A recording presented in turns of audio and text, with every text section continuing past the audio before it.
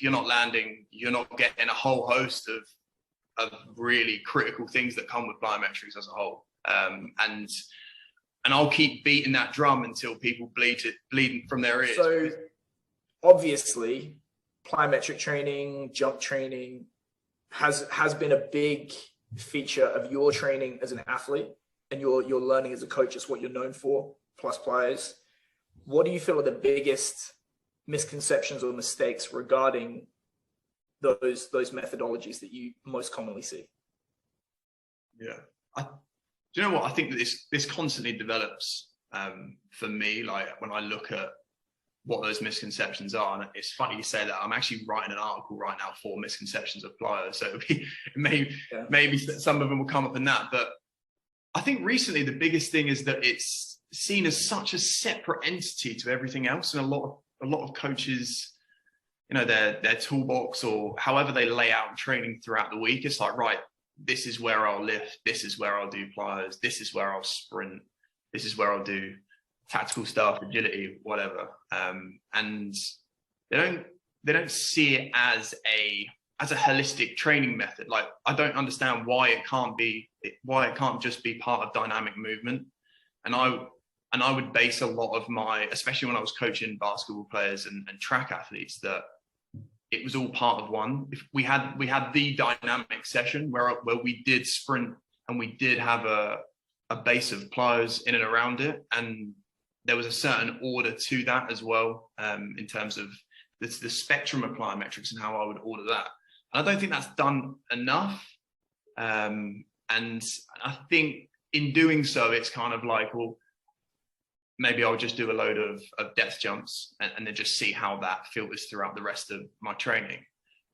Whereas I think the system that I build is part of everything within locomotion as a whole. And it's about just learning how to land and take off, which is pretty much fundamental in everything that we do in speed and power sports. So I think if you were to take the word, maybe taking plyometrics as a word away from it and just talking about leg dynamics, is probably a better step forward in the evolution of plyometrics as a training method.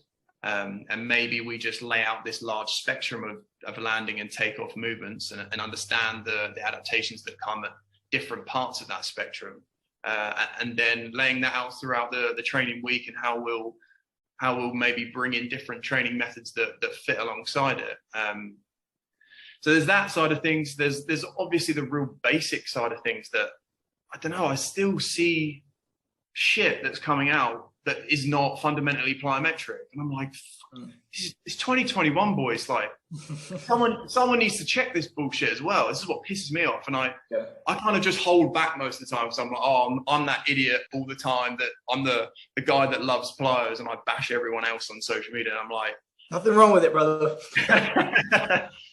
You know, so yeah, it's just simple things like that. Really basic sides of it, and understanding that if you're not landing, you're not getting a whole host of really critical things that come with plyometrics as a whole. And I'll keep beating that drum until people bleeding from their ears, because it still is said within top coaches, like who I assume are top coaches and that may have influenced me in the past. So yeah, those I think that are still number one and maybe number two in terms of misconceptions. And understanding that it doesn't all have to be falling from a box. Yeah, it still happens. It seems to me like you can easily have a conversation with a traditional strength coach a strength coach when it comes to regular weightlifting. And you say, right, do you think it's appropriate that your first exposure to weightlifting should be a 1RM or, like crazy high percentages? And they'll say, no, it's dumb. But you mentioned depth jumps.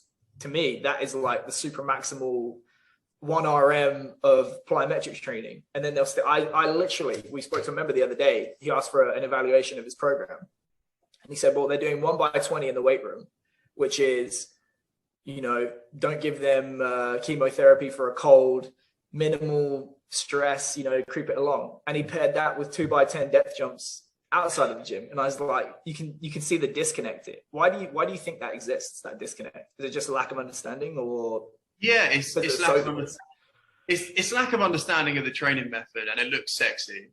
And for me, a depth jump is a testing metric. It's not a training It's not a training method.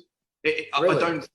Yeah, I find obviously there are things to be gained from it. Yeah. But if you were to crudely look at someone falling from a box, I think that it's like you said, it's the 1 RM. It's the 1 RM. I mean, if you read Verkhoshansky, it was primarily a central nervous system overload tool, and then that had to be transmuted into the more rhythmic, regular, shorter contact, regular jumping exercises. Is that what you're getting at? Exactly. Yeah. Exactly.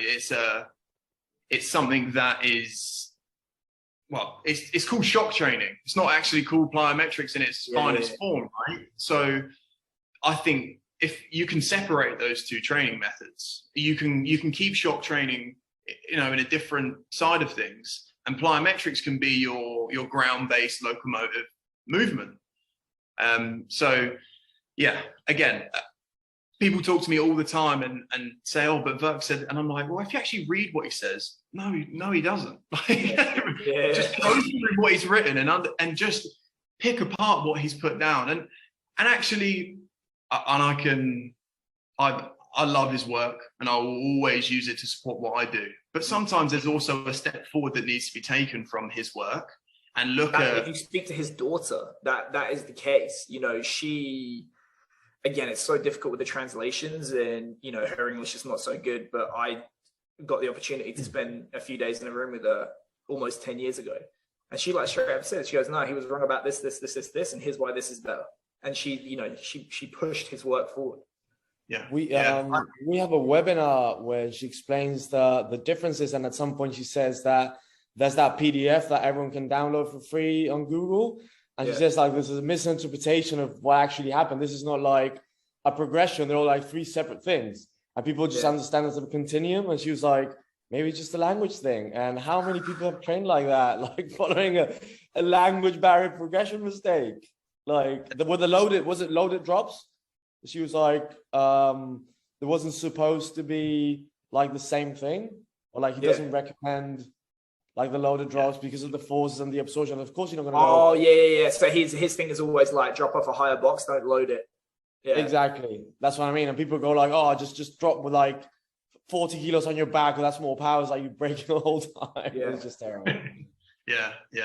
Yeah. So another one is the intensive and extensive categorization and how I wrote about this in the past, about how extensive plyometrics are what he terms of horizontal angular momentum based movements versus his intensive method, which was vertical, or purely vertical, however you want to see it. So falling from a box or doing more ground based stuff. And we've got plenty of research now that suggests that some horizontally based movement is pretty damn intense. So there's things like this.